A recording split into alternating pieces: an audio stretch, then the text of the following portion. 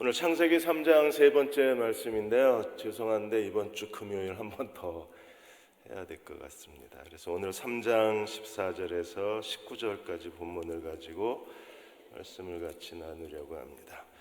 세월호 참사 발생 1129일 되는 지난 19일 날 세월호 현장 수습본부에서 3층 객실에서 유골을 수습을 했습니다. 그래서 유골의 치아와 치열을 감정한 결과 단원고 학생인 허다윤 양으로 확인이 됐습니다.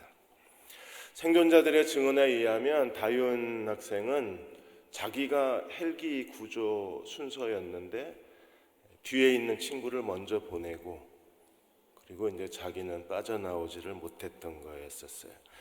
그 허다윤 양 어머니가 나와서 증언을 했습니다. 그리고 친구들이 증언하기를 다윤이는 친구들하고 관계에서 한 번도 큰 소리를 낸 적이 없고 화를 내본 적이 없고 그리고 언제나 친구들에게 양보를 했던 그런 아이로 기억을 했습니다.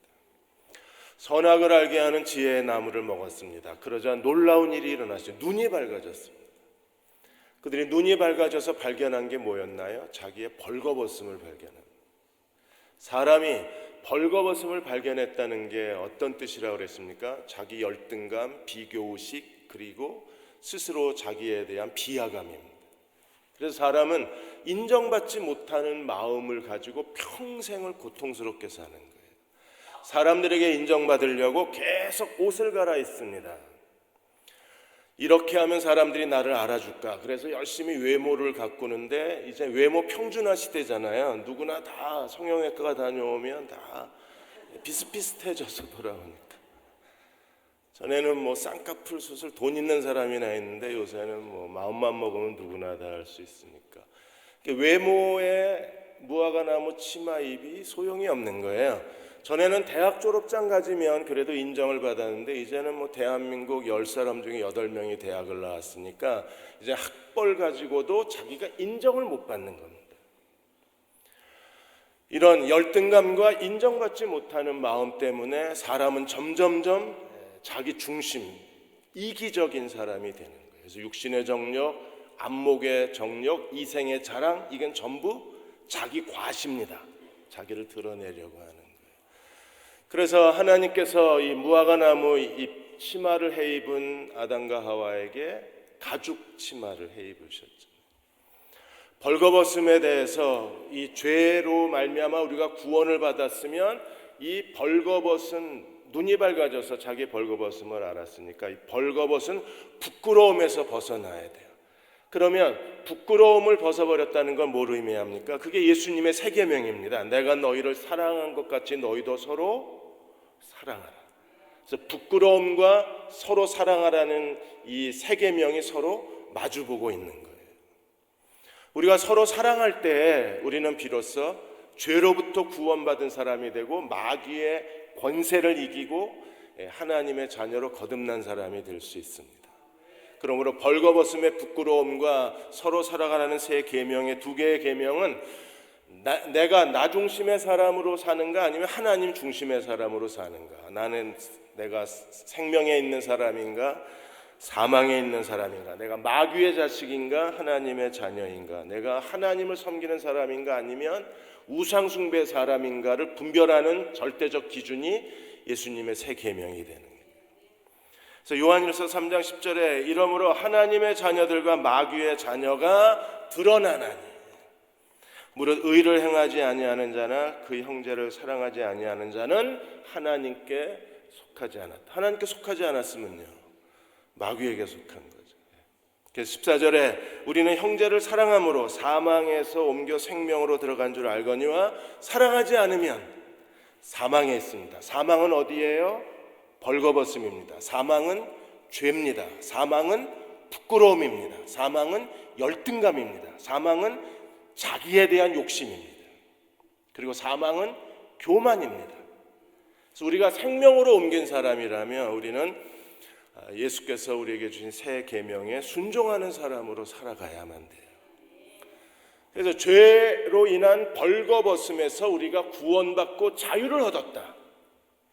그 사람은 어떻게 살아야 되는가? 서로 사랑하라는 새 계명의 사람으로 이 시대를 살아가는 거예요. 3장 14절에 19절까지는 이제 선악과를 먹은 그 죄로 인해서 하나님이 형벌을 주셨는데, 오늘 뱀과 여자와 그리고 아담이 하나님 앞에 형벌을 받습니다. 그런데 저주를 받은 사람은 뱀과 땅만 저주를 받아요. 하와와 아담은 저주를 받지 않습니다. 이상하지 않으십니까? 뱀은 저주를 받고 땅은 저주를 받는데 아담과 하와는 저주를 받지 않아요. 대신에 오늘 이 뱀과 여자와 남자가 저주를 받는데 여기에 보이지 않는 세 가지 전쟁이 일어나요.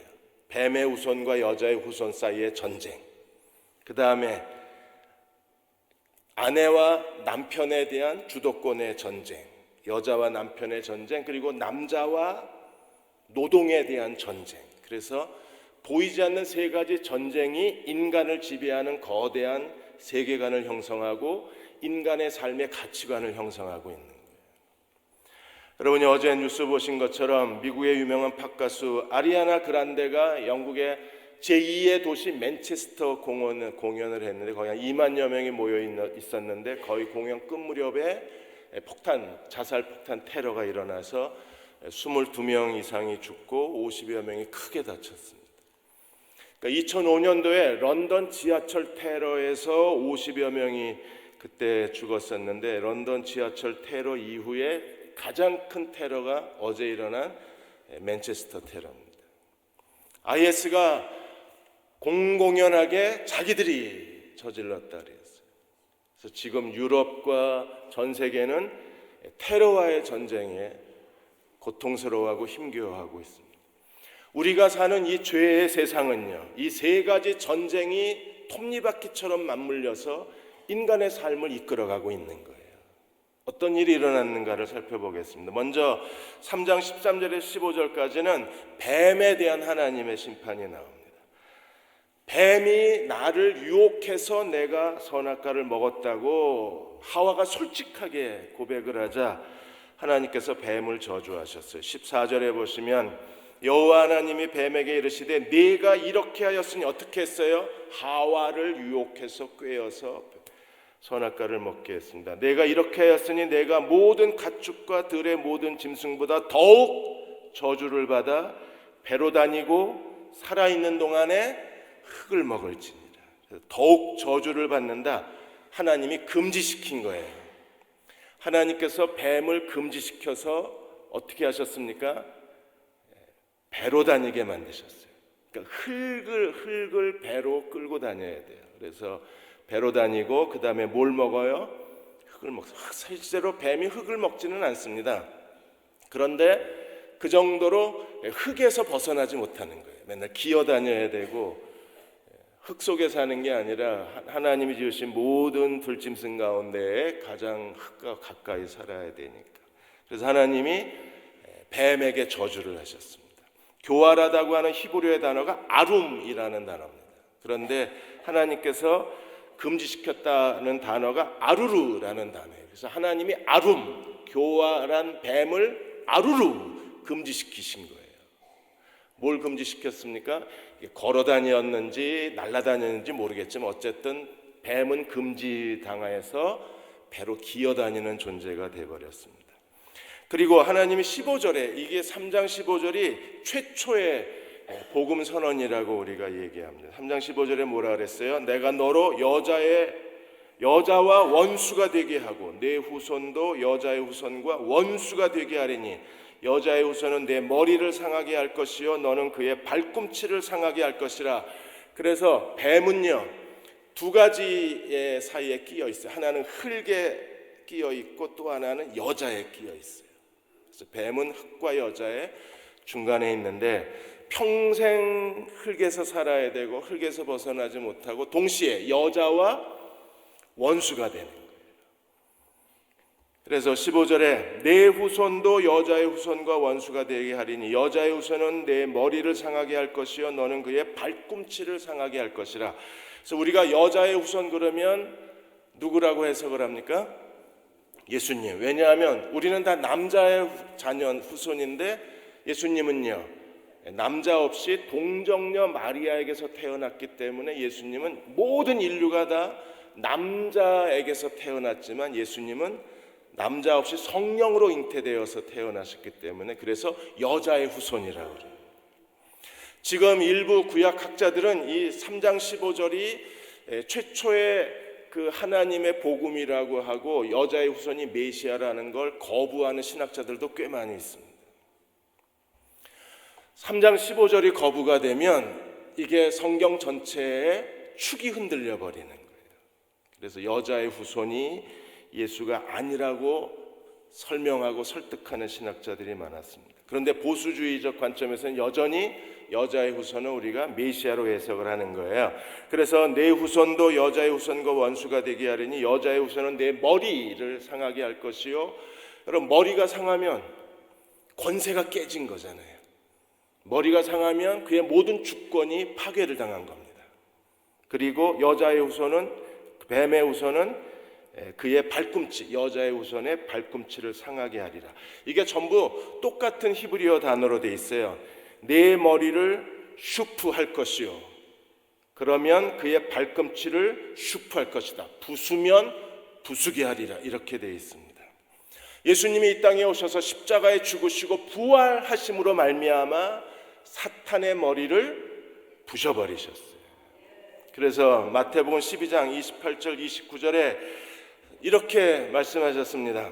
그러나 내가 하나님의 성령을 힘입어 귀신을 쫓아내는 것이면 하나님의 나라가 이미 너희에게 임하였느니라. 사람이 먼저 강한 자를 결박하지 않고서 어떻게 그 강한 자의 집에 들어가 세간을 강탈하겠느냐. 결박한 후에야 그 집을 강탈하리라. 그러니까 예수님이 십자가에 죽으시고 부활하심으로 강한 자를 결박하시고 강한 자에게 노예와 포로가 되어 있던 우리를 자유케 하시고 구원하신 거예요. 누가복음 10장에서는 제자들에게 이렇게 말씀하셨습니다. 18절 19절에 예수께서 이르시되 사탄이 하늘로부터 번개같이 떨어지는 걸 내가 보았노라. 그러니까 사탄이 하늘로부터 번개같이 떨어졌어요. 이제 임박한 진노가 가까이 온 걸 알고 사탄의 모든 활동이 활발해진 겁니다. 그런데 어떻게 됐나요? 19절에 내가 너희에게 뱀과 전갈을 밟으며 원수의 모든 능력을 제어할 권능을 너희에게 주었으니 너희를 해칠 자가 없으리라. 어떻게 없어요? 결코 없으리라. 그리스도가 이미 승리하셨고 우리는 승리하신 그리스도와 함께 있습니다. 그러므로 우리도 모든 원수의 능력을 제어할 권세가 누구에게 있어요? 그리스도에게 있고 우리에게 있습니다. 그러므로 내 여자의 후손이 뱀의 후손의 머리를 부수고 뱀의 후손은 여자의 머리에 발꿈치를 상하게 한다고 했을 때 후손은요, 왕족이라는 뜻입니다. 예수님은 이 땅에 만왕의 왕으로 오셨어요. 그래서 다윗의 씨로 오셨다 그러는 거예요. 이 씨가 후손이라는 뜻입니다. 예수님이 왕으로 오셔서 이 땅에 십자가에 죽으시고 부활하시고 모든 사단의 권세, 죄의 권세, 사망의 권세를 정복하시고 그분이 승리하신 왕이 되셨습니다. 그러므로 고린도전서 15장 24절 25절에 이렇게 말합니다. 그 후에는 마지막이니 그가 모든 통치와 모든 권세와 능력을 멸하시고 사탄의 모든 권력을 멸하시고 나라를 아버지께 바칠 때라. 모든 원수를 그 발 아래 둘 때까지 불갑을 반드시 왕노릇하시리니 맨 마지막에 멸망받을 원수는 사망이니라. 그러니까 지금 마귀는요, 머리가 다 깨진 뱀일 뿐입니다. 머리가 다 깨지고 지금 뱀은 뭐만 남았어요? 꽁지만 남았어요. 꼬리만 남은 거예요. 그런데 머리가 이미 다 깨지고 언젠가 그리스도가 다시 오실 때에 맨 마지막에 멸망받을 원수는 사망입니다. 사탄은 무적행에 던져진 바 되어서 영원히 심판을 받게 될 것입니다. 이미 사탄과 마귀의 권세와 죄의 권세와 죽음의 권세는 다 부셔졌어요. 꼬리만 남았습니다. 근데 우리가 그 꼬리에 흔들리고 있는 거예요. 사탄의 유혹을 견뎌내지를 못합니다. 사탄의 거짓말, 사탄의 유혹, 사탄의 시험에 대해서 너무나 많은 그리스도인들이 형편없이 나가 떨어지고 쓰러지고 하나님께 쓸모없게 되는 거예요. 이미 예수께서 마귀의 강력한 권세를 깨뜨리시고 권세와 통치와 능력을 멸하시고 모든 원수를 이미 발로 밟으셨습니다.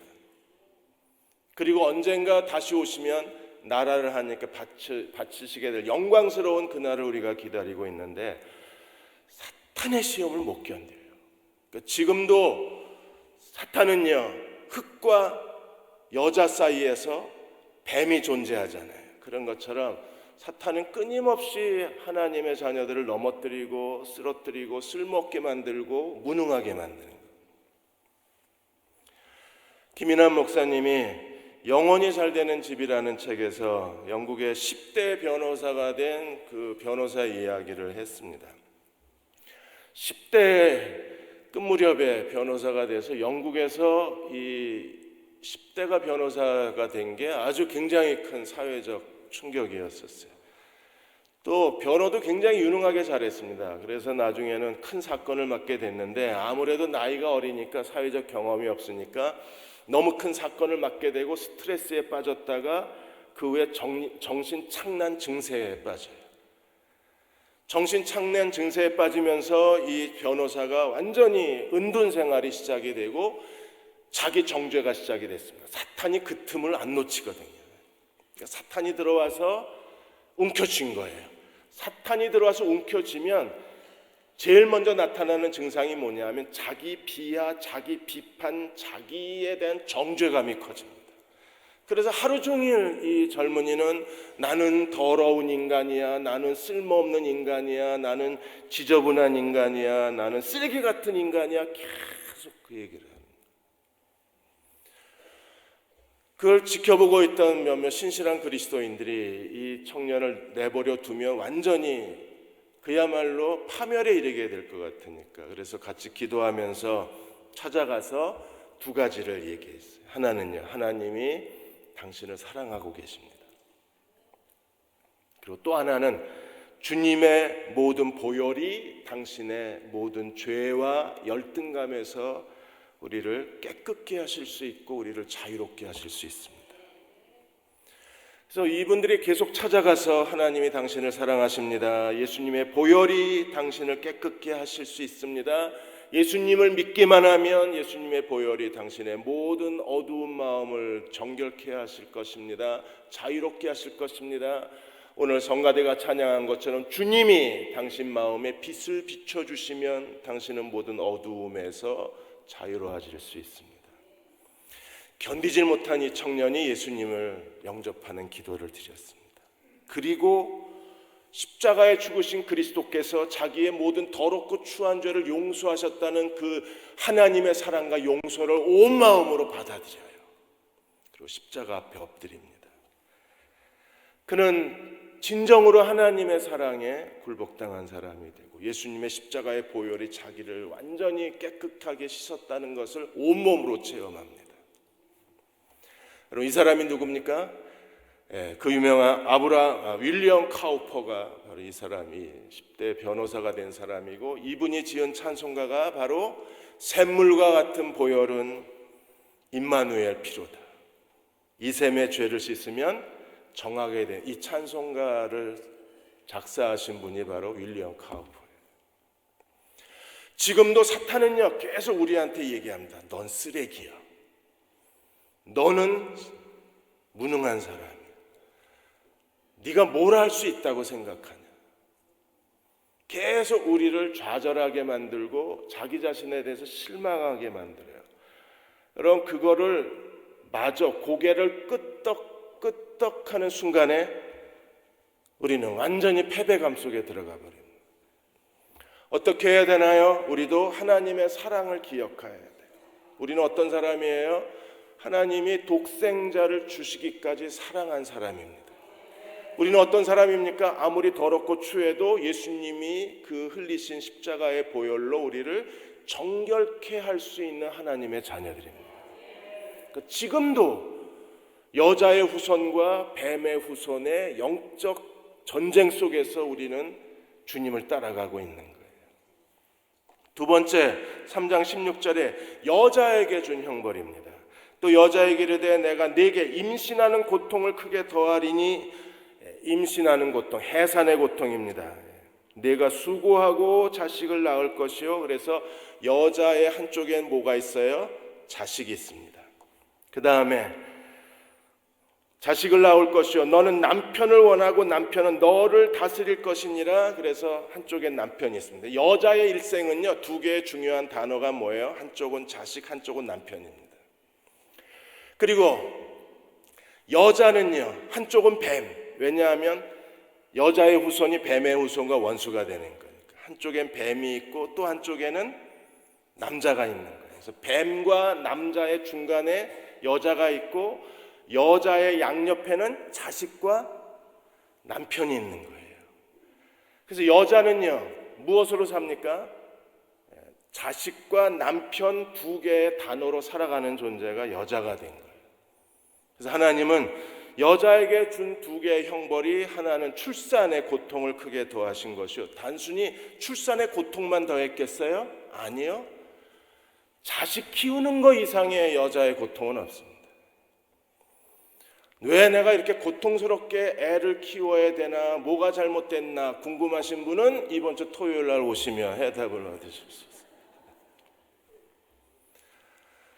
아이를 키우는데도 우리가 복음의 원리가 적용되지 않으면 아이를 키울 수가 없어요. 또 한쪽은 남편과의 전쟁입니다. 자식과의 전쟁이 있고 남편과의 전쟁이 있어요. 오늘 뭐라 그랬습니까? 너는 남편을 원하고 남편은 너를 다스릴 것이라. 너는 남편을 사모하고 남편은 너를 다스릴 것이라. 그래서 어떤 분은 뭐라고 해석을 합니까? 남자에 대한 그리움으로 사는 게 여자의 형벌이래요. 이거 해석을 잘못하셔서 그래요. 원학 해석은 이렇게 되는 겁니다. 네가 남편을 소나기에 넣으려 하지만 너는 남편의 소나기에서 못 벗어난다, 그거예요. 해석을 잘해야 돼요. 남자에 대한 그리움이요? 왜 이렇게 낭만적으로 해석을 해요? 그 뜻이 아니라 내가 남편을 마음대로 다스리려고 해도 너는 남편의 다스림에서 못 벗어난다. 감옥이에요, 감옥, 남편이. 지금은요, 아예 출산을 안 하잖아요. 그래서 여자들이 지금 이 하나님의 형벌에서 대탈출극을 하고 있어요. 수고하고 애 낳기가 싫어요. 왜요? 이번에 보건복지부에서 발표한 자료를 가지고 한국보건사회연구원에서 통계청 자료를 가지고 조사를 했는데 1985년에서 2014년까지 통계청 자료를 가지고 조사했습니다. 자녀 출산율하고 교육비 증가하고가 서로 비례하는 거예요. 그래서 교육비가 높아질수록 여자들이 애를 안 낳아요. 그럼 어떤 교육비 항목이 제일 부담이 되는가? 대학 보내는 거하고 사교육비. 이 사교육비 때문에 엄마가 식당 가서 설거지하고 사교육비 때문에 그 야구르트 아줌마 옷을 입잖아요. 애 공부시키려고. 그러니까 이게 엄마에게는 너무 고통스러운 일인 거예요. 그러니까 아예 애를 안 낳아요. 애만 안 낳아요? 결혼도 안 해요. 그러면 하나님이 여자의 두 가지 형벌이, 하나는 자식이고 하나는 남편인데 결혼 거부, 애를 안 낳아요. 지금 여자 인구 1000명당 결혼하는 비율이 2000년도에는 41.2명이었습니다. 2000년도에 15년 전에, 16년 전에. 그런데 2015년도에는 인구 1000명당 결혼 비율이 28.6명입니다. 30%가 뚝 떨어졌어요. 그러니까 학력이 높을수록 더 결혼을 안 해요. 여러분, 결혼을 안 하면 남편이 없어요. 애를 안 낳으면 자식이 없어요. 그럼 하나님은 해산의 고통을 주셨고 너는 남편의 소나기에서 못 벗어나 그랬는데 두 가지가 다 없어져요. 그러면 여자가 하나님의 형벌의 이 거대한 감옥에서 대규모 탈출하는 시대가 되어버리는 거예요. 하나님의 형벌에서 탈출한다는 건 무슨 뜻입니까? 하나님의 주권이 깨지는 거예요. 하나님 주권이 실종되는 겁니다. 요즘 한국 사람들은 경찰을 얼마나 우습게 알아요. 그런 것처럼 하나님의 주권에 대해서 완전히 외면을 하는 거예요. 그러니까 애도 안 낳아, 남편도 없어, 이렇게 돼버리는 거예요. 그러나 하나님은 우리를 어떻게 하셨나요? 자녀와 남편의 두 가지, 이 두 단어가 여자의 인생에서 가장 중요한 단어잖아요.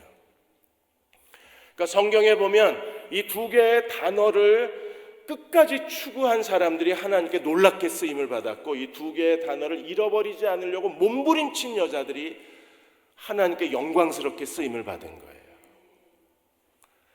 여러분, 한나 같은 경우에, 사무엘의 어머니 한나 같은 경우에 그 엘가나가 얼마나 사랑했어요. 그러니까 한나는요, 얼마든지 남편 사랑만 의지하고 살아도 행복하게 살아요. 왜? 항상 재물을 몇 배로 주고, 그리고 공개적으로 그 남편이 내가 그대를 10 아들보다 더 사랑하는데 왜 그러냐 그러잖아요. 그러니까 남편의 사랑은 있었지만, 그러나 한나에게는 또 하나 단어가 없는 거예요. 뭐가 없어요? 자식이 없는 거예요. 그러니까 두 개의 단어를 다 가져야 여자가 되는 거잖아요. 그러니까 한나가 하나님 앞에 얼마나 힘쓰고 해서 기도했는지, 술 취한 여자가 중얼거리는 것처럼 기도했잖아요. 그리고 나중에 아예 그 아이를 하나님께 바치잖아요. 그 아이가 누구예요? 사무엘이요. 그러니까 두 개의 단어를 움켜쥐고 하나님께 쓰임 받으려고 했던 한나 때문에 하나님이 사사시대에서 왕정시대의 전환점에 하나님이 자기 마음에 합한 제사장을 이렇게 세우셨는데, 그분이 바로 사무엘 선지자가 되는 거예요. 룻도 보십시오. 룻도 얼마나 신실한 모압 여자입니까? 모압 여자고 끝까지 시어머니를 사랑해서 시어머니를 따라서 베들레헴까지 왔는데, 룻은요, 두 단어가 다 없잖아요. 하나는 남편이 없고 하나는 자식이 없고. 그러니까 시어머니가 뭘 구해줘요? 남편을 구해주잖아요. 그래서 남편을 구하려고 시어머니가 자기 며느리 룻을 어디다 집어넣어요? 보아스 침대에다 집어넣잖아요. 아니, 세상에 어떤 시어머니가 자기 며느리를 남의 남자 침대 속에 집어넣는 시어머니가 어디 있어요? 아, 시어머니라 그렇구나. 잊어버렸네. 농담한 겁니다. 그런데 그 결정적 행동 때문에 보아스가 룻을 자기가 기업 물을 자의 의무를 다하겠다 그래서 남편이 생겨요. 거기서 자식이 생겨요. 그 아들이 다윗의 할아버지입니다. 멋지지 않아요? 남편과 자식 두 개의 단어를 믿음으로 움켜쥔 게 이방 여자 모압. 보아스는 어디서 태어났어요? 기생 라합. 기생 라합도 이방 여자요. 모압 룻도 이방 여자요. 여자이고 싶은 거예요. 여자이고 싶은 거예요. 바세바 같은 경우에 다윗의 아내가 되어서 분명히 솔로몬을 이스라엘 왕으로 하나님 세우신다는 언약을 받았는데, 다윗이 늙어가지고 그냥 침대에 누워만 있고 아도니아가 반란을 일으켰는데도 그것도 모르고 그냥 침대에만 누워 있으니까 나단 선지자하고 밧세바가 들어가서 잠든 남편을 흔들어 깨웁니다. 그리고 솔로몬 즉위식을 다윗이 거행하게 만들어요. 이 사건으로 인해서 밧세바는요, 남편이 하나님의 언약의 의무를 다 이행하게 하고 솔로몬을 하나님의 언약의 자리에 세워요. 그래서 남편과 아들을, 다윗과 솔로몬을 믿음의 손으로 잡아서 하나님의 구속사의 자리에다 세워놓습니다. 이게 여자예요. 이런 분들이 있었기 때문에 하나님의 구속사가 여기까지 흘러나올 수 있었던 겁니다. 그런데 지금 젊은이들은요, 그냥 어디서든지 어떤 성적 욕구는 해결할 수 있으니까 결혼이 필요 없다 그러고, 이제 교육비가 많으니까 애 안 낳겠다 그러고, 이래서 남편과 자녀라고 하는 이 하나님이 여자에게 주신 두 개의 단어가 다 사라져버린 거예요. 오늘 16절에 너는 남편을 원하고 라고 했을 때 히브리어 원문에 이 여자가 남편에게 갖는 욕망은 마치 4장 7절에서 가인이 죄에 대하여 갖는 욕망보다 크다 그랬습니다. 여자가 남편에 대해서 어떤 욕망을 가져요? 남편 위에 지배하고 남편 위에 군림하고 남편의 독재자가 되려고 합니다. 이게 3장 16절에 여자의 후손은 뱀의 후손의 머리를 부수고 그 다음에 뱀은 여자의 발꿈치를 문다 그랬는데 남편과 아내가 서로 머리를 부셔버리려고 그래요. 그리고 서로 발꿈치를 물려고 합니다. 그러니까 정말 무서운 거예요. 그런데 죄가 있는 남편에 대해서 우리가 이렇게 그 위에 군림하려고 하지만 오히려 결과는 어떻게 됩니까? 죄 있는 남편의 지배를 받는 존재가 아내가 된다는 거예요.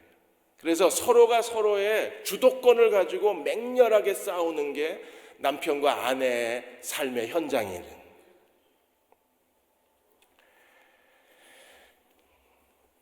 남편이 얼마나 미스터리하고 이상한 존재인가 이런 글이 하나 있습니다. 남편에 대한 겁니다. 아내가 이렇게 말합니다. 집에 들어오면 걱정되고 집에 안 들어오면 걱정되고 집에 들어오면 답답하고 집에 들어오자마자 자빠져 자면 서운하고 안 자고 뒹굴거리면 짜증나고 집에 들어와서 말 걸면 피곤하고 또 말 안 걸고 가만히 있으면 삐졌나 궁금하고 진짜요? 집에서 빈둥거리면 밖에 나갔으면 좋겠다 싶고 밖에 나가면 좀 일찍 들어오지라고 싶고 이게 남편이 미스터리한 존재가 아니라 아내가 이상한 것 같아요. 제가 볼 때 집에 늦게 들어오면 열을 받고 일찍 들어오면 괜히 불편하고 신경 쓰이고 여러분 아내가 이상한 거예요. 남편이 이상한 게 아니고 왜 이래요? 이게 주도권 싸움이에요. 주도권. 우리는요 어떻게 해야 됩니까? 서로 우리가 남편과 아내의 이 관계를 가지고 예수님이 설명하신 게 그리스도와 교회의 관계를 설명하셨잖아요. 그러니까 남편은 그리스도가 교회에게 한 것처럼 사랑하고 아내는 교회가 그리스도에게 한 것처럼 좋은 파트너가 되고 그렇게 되면 가장 이상적인 건데 이걸 사람의 의지와 노력으로는 안 되는 거예요. 그래서 고린도후서 4장 7절에 우리가 이 보배를 질그릇에 가졌으니 이는 능력의 심이 큰 것이 하나님께 있고 우리에게 있지 아니함을 알게 하려 함이라. 이게 하나님께 있지 남편이 아내를 자기 몸처럼 사랑하는 건 하나님께 있는 거지 사람이 할 수 있는 게 아니에요.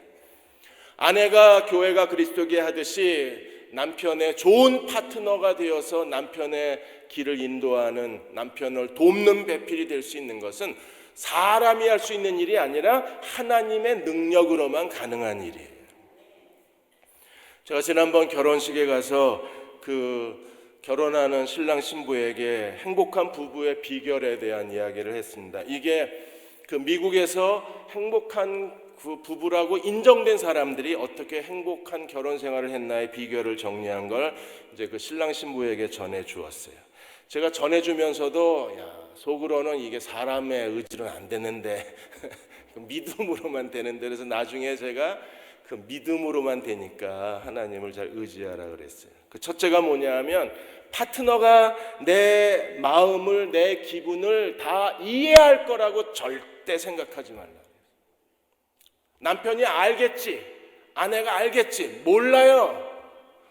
절대 모릅니다. 무슨 우리가 신이에요, 알게? 그러니까 서로 자기 감정이 어떤지, 자기가 뭘 생각하고 있는지, 지금 기분이 어떤지 상대방에게 정확하게 얘기를 해야 상대방이 알지. 알아주겠지. 날 사랑하니까 알아줄 거야. 모릅니다. 40년을 살았는데 이제는 알겠지. 모릅니다. 절대 모릅니다. 반드시 말을 하셔야 돼요. 말 안 해도 알아야 되잖아. 모릅니다. 기대하지 마십시오. 그 기대감 때문에 계속 싸워요, 부부가. 절대 모릅니다. 우리는 신이 아닙니다. 말을 해, 그래야 알아요. 말을 해주세요. 두 번째는 서로 경쟁하지 마십시오. 오늘 설거지는 누가 더 많이 했네, 청소는 누가 더 많이 했네, 돈은 누가 더 많이 벌어오네, 우리의 관계가 이렇게 정말 힘든 관계가 된 거는 누구 때문에 이렇게 관계가 힘들어졌네. 절대로 경쟁하지 마십시오. 우리는 함께 살아야 될 사람이지 경쟁해야 될 사람이 아닌 거예요. 세 번째는 절대 서로의 잔소리를 무시하지 마십시오. 잔소리하는 건 이미 상대방이 서운하다는 거예요. 뭔가 잘못돼 있는 거예요. 그 잘못된 걸 그냥 잔소리처럼 말하는 거예요. 그러면 잔소리에 진심이 담겨져 있기 때문에 잔소리를 잘 들어야 서로를 이해시켜 줄 수 있어요. 잔소리를 함부로 대하고 잔소리에 대해서 무시하면 상대방은요, 자기가 무시당했다고 생각합니다. 아니, 나는 당신 잔소리가 시끄러웠을 뿐이야. 그런데 그건 네가 시끄러워, 그 소리하고 똑같은 거예요. 절대로 상대방의 잔소리를 무시하시면 안 됩니다. 마지막은요, 자기 할 일은 자기가 해야 돼요. 내가 일 시키려고 결혼한 게 아니잖아요. 그래서 남편이 해야 될 일, 아내가 해야 될 일을 서로 잘 구분을 해서 자기 할 일을 자기가 해야지. 그렇지 않으면 내가 무슨 여자 입에서 내가 당신 파출부야 이 소리 나오면 내가 일을 시키고 있는 거예요. 내가 무슨 돈 벌어다 주는 기계냐 이러면 이제 일을 시키고 있는 거예요. 서로의 마음속에 그런 서운함이 없도록 잘 채워줘야 되는데 이게 안 됩니다. 그래서 우리에게 뭐가 필요해요? 능력의 힘이 큰 것이 하나님께 있고 우리에게 없다는 걸 인정을 해야 돼요. 그래서 성화가 돼야만 좋은 아내, 좋은 남편이 돼요. 그리고 성화가 돼야만 좋은 부모가 될 수 있어요. 여자는요, 웨스트맨이 말한 것처럼 여자는 엄마와 아내 두 개가 가장 중요하잖아요. 그리고 엄마와 아내 이 자리에서 자기의 행복과 명예와 기쁨을 얻어야 되잖아요. 그런데 아내와 엄마의 자리에서 행복과 기쁨을 얻지 못하고 이게 고통이 되고 짐이 되고 자기 모욕이 되면 여자는 견디질 못합니다. 그래서 우리가 더 하나님 앞에 무릎을 꿇어야 되는 이유가 거기 있어요. 아내의 자리가 행복의 자리여야 되는데 이게 모욕의 자리가 되면 어떻게 견디겠어요? 자녀의 자리가 내 기쁨의 자리여야 되는데 자녀의 자리가 내게 무거운 인생의 짐이 되어버리면 이거 어떻게 견디겠어요? 그래서 여자에게 있어서 가장 중요한 아내와 엄마라는 이 두 자리를 우리가 믿음으로 지켜가야 되는 거예요. 마지막으로 남자는요, 17절에 19절까지 정확하게 벨이 울리네요. 빨리 끝내겠습니다. 남자에게는요, 먹는다라는 게 아주 중요한 형벌입니다. 그래서 17절 19절까지 먹는다라는 말이 5번이나 나와요. 그러니까 남자하고 뱀에게 내려진 벌이 똑같아요. 뱀은 흙을 먹고 남자는 식물을 먹어야 되는데 이 식물을 먹기 위해서는 남자는 어떻게 해야 되나요? 17절에 수고해야 되고 19절에 땀을 흘려야 됩니다. 남자는 평생 노동을 통해서 식물을 먹을 것을 얻어야 되고 먹을 것을 얻는 것이 남자에게 주어진 형벌이 된다고 했습니다. 남자의 운명은 크게 두 가지입니다. 하나는요, 먹을 것을 얻고 가족을 돌볼 그런 수고를 해야 되고, 그래서 수고와 땀을 남자의 존재 가치가 있고, 또 하나는 내가 19절에 보시면 너는 흙이니 흙으로 돌아갈 것이라. 그래서 결국에 흙으로 평생을 살다가 어디로 돌아가요? 흙으로 가요. 그래서 남자의 일생은 흙으로 시작해서 흙에서 살다가 그래서 남자는 흙이에요. 흙. 그러니까 남자는 평생, 뱀도 평생 흙을 먹고 다니고 흙을 기어다니고, 남자도 평생 흙에서 씨름해야 되고 흙에서 수고해야 되다가 평생을 흙으로 살다가 흙으로 돌아가고. 그러니까 뱀에게 준 저주하고 남자가 받는 저주가 비슷해요. 둘 다 흙의 관계가 돼 있고, 더군다나 하나님이 뱀을 저주하시고 그 다음에 땅을 저주하시고, 저주받은 게 딱 두 가지입니다. 뱀과 흙이 저주를 받은 거예요. 자, 17절에 아담에게 이르시되 네가 내 아내의 말을 듣고 내가 네게 먹지 말라 나무의 열매를 먹었은즉 땅은 너로 말미암아 뭘 받고? 저주를 받고 너는 평생에 뭐 해야만, 수고해야만 그 소산을 먹을 것이라. 왜요? 땅이 저주를 받았기 때문에 18절에 땅이, 저주받은 땅이 내게 가시덤불과 엉겅퀴를 낼 것이라. 얼마나 농사가 힘들겠어요. 가시덤불과 엉겅퀴를 낼 것이라. 내가 먹을 것은 밭에. 19절, 내가 흙으로 돌아갈 때까지 얼굴에 땀을 흘려야 흙에서 먹을 것을 먹으리니 내가 그것에서 취함을 입었음이라. 그래서 남자의 인생은요, 하나님이 그 선악과를 먹은 저주가 뭐예요? 흙에서 취함을 받았으니 흙에서 살다가 언제까지 더불어 살아요? 흙으로 돌아갈 때까지. 지금 남자들은요 정말 직장 구하기가 어렵습니다. 이번에 YBM 한국 토익위원회에서 지금 대학생하고 직장이 6,405명을 대상으로 설문조사를 했는데 10명 중 10명 시험 가겠다 그랬어요. 왜 공무원 시험을 간다 그럽니까? 공무원 시험은요 정년이 보장돼 있어요.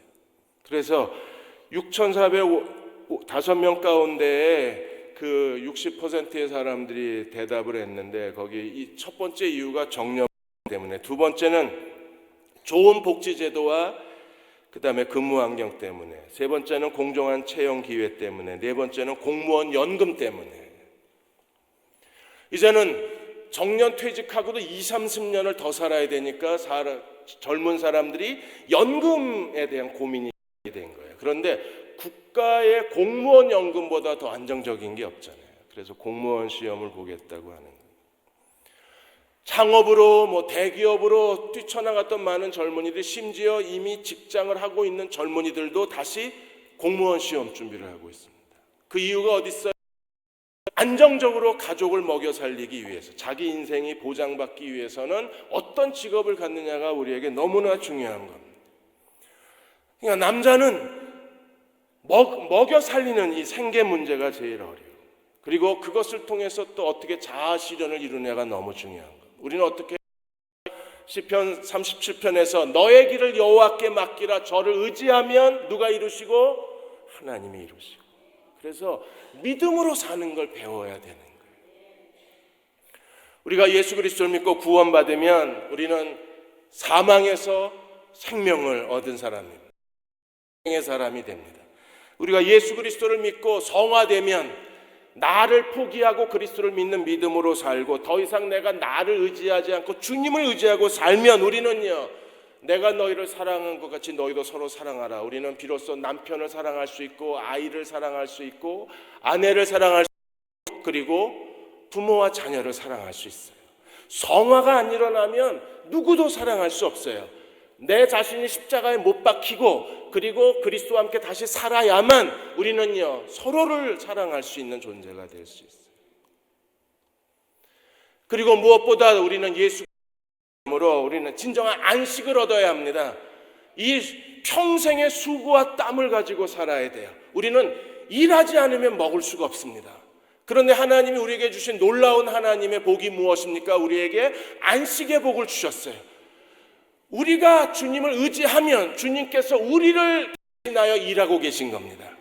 그러므로 우리가 어떻게 살아야 되나, 무엇을 먹고 살아야 되나, 내가 어떤 일을 해야 되나, 우리의 길을 인도하시고 우리의 삶의 계획을 갖고 계시고 우리가 원하는 것을 성취하실 분은 누구십니까? 내 안에 계신 그리스도이신 거예요. 최경주 골프 선수가 가장 자기 인생에서 가장 감격스러운 순간이 그 타이거 우즈가 주최했던 AT&T 대회에서 우승했을 때라 그랬어요. 전날 밤에 두려워서 잠을 못 이루고 내일 시합이 어떻게 해야 되나 그래서 마음에 고민을 하고 있었는데 아내가 그 최경주 선수한테 질문을 했습니다. 당신 우승하면 하나님께 무엇을 드릴 거냐고. 우승이라는 단어 자체가 너무나 부담스러운 단어였었어요. 나는 우승에 대해서 너무 두렵고 내일 시합에서 어떤 결과가 나올지 너무 염려가 된다 그러니까 아내가 요한복음 16절을 주었습니다. 그리고 같이 읽었어요. 거기 이렇게 돼 있습니다. 너희가 나를 택한 것이 아니요 내가 너희를 택하여 세웠나니 이는 너희로 가서 열매를 맺게 하려 함이라. 그리고 그 말씀을 아내하고 외웠습니다. 내가 너희를 택한 것이 아니요 너희가 나를 택한 것이 내가 너희를 택하여 세웠나. 그때 최경주 선수에게 큰 깨달음이 왔어요. 내가 우승하려고 하나님을 붙잡고 내가 우승해달라고 하나님을 의지하는 게 아니구나. 내가 원하는 것보다 하나님이 더 원하시는구나라는 사실을 깨달았어요. 왜? 내가 하나님을 택한 것이 아니라 하나님이 우리를 택하셔서 나로 하여금 열매 맺게 하시는 건 하나님이 원하시는 거예요. 이 대회에서 우승하는 건 하나님이 원하시는 거다. 하나님의 영광의 열매다라는 생각이 들더랍니다. 그래서 시합하는 동안에 오직 그 말씀에만 집중을 한 거예요. 내가 하나님을 택한 게 아니라 하나님이 나를 택하셨습니다. 내가 순종하기만 하면 하나님이 많은 열매를 거두실 줄로 믿습니다. 하나님, 내가 이 대회에 온 힘을 다하게 해주십시오. 그리고 이 대회가 하나님이 원하시는 열매를 거두게 해주십시오. 그러니까 대회하는 동안에 우승하나 안 하나 그 생각이 하나도 없고 모든 염려가 다 사라지고 오직 하나, 내가 하나님을 택한 게 아니라 하나님이 나를 택하셨다. 나로 하여금 많은 열매를 맺기를 원하신다. 주여 당신의 뜻대로 하시옵소서. 그리고 우승을 한 거예요. 요즘에 이 믿음이 없어지신 것 같아요. 우승을 잘 못하시더라고요. 여러분, 안식의 복을 주셨어요. 내가 원하는 것보다 주님이 더 많이 원하고 계세요. 왜요? 너희가 나를 택한 것이 아니라 내가 너희를 택하여 세웠나니 너희로 가서 열매를 맺게 하려 합니다. 여러분, 하나님이 우리에게 열매 맺기를 원하고 계십니다. 우리가 일하는 것 이상으로 하나님이 일하고 계십니다. 믿음을 가지십시오. 믿음을 가져야 영적 전쟁에서 승리합니다. 믿음을 가져야 내가 가정에서 여자, 남자로서 제대로 살아갈 수 있습니다. 내가 믿음을 가져야 내가 땀을 흘리고 수고하는 모든 땀의 열매를 하나님이 거두실 수 있어요. 내가 노력한 것 이상으로 하나님이 더 큰 영광을 거두어 주실 수 있어요. 그 믿음으로 사는 저와 여러분이 되시기를 주의 이름으로 축원합니다. 우리 272장 1절만 부르겠습니다. 고통의 멍에 벗으려고.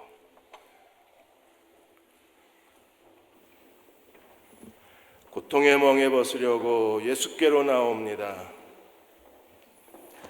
1절만 부르겠습니다.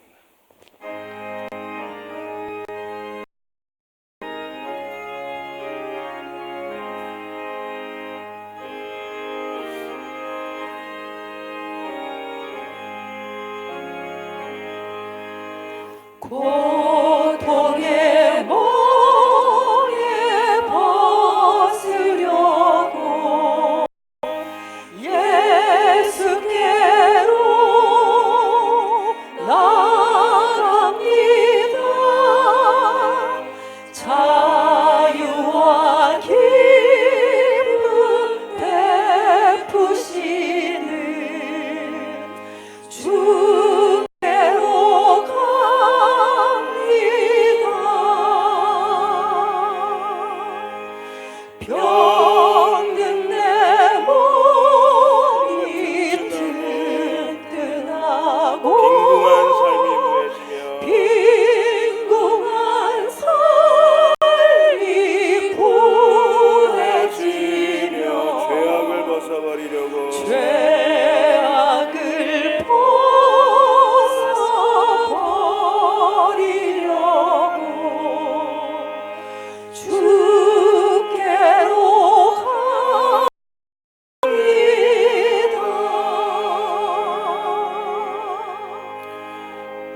같이 기도하겠습니다. 하나님, 여자가 되게 해 주십시오. 하나님, 남자가 되게 해 주십시오. 여자는 출산에 고통이 있다고 그랬습니다. 남자는 수고해야 먹을 것을 얻는다고 했습니다.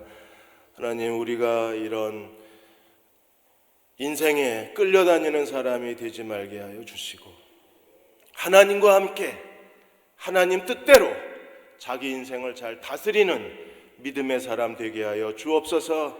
나로 말미암아 우리 가정에 하나님 복이 임하게 하여 주시고, 나로 말미암아 하나님의 뜻이 우리 인생 속에서 성취되게 하여 주셔서 오직 믿음으로 삶으로 하나님께 영광이 되게 하여 주옵소서. 내가 하나님을 택한 것이 아니라 하나님이 나를 택하셨습니다. 나를 세우셨습니다. 많은 열매를 맺기 원하셨습니다. 주여, 나를 통하여 열매를 맺어 주옵소서. 우리 같이 함께 통성으로 기도하겠습니다. 아버지 하나님, 저희에게 하나님의 영광이 나타나게 하여 주옵소서. 많은 열매가 맺어지게 하여 주옵소서. 열매를 많이 맺기 원합니다.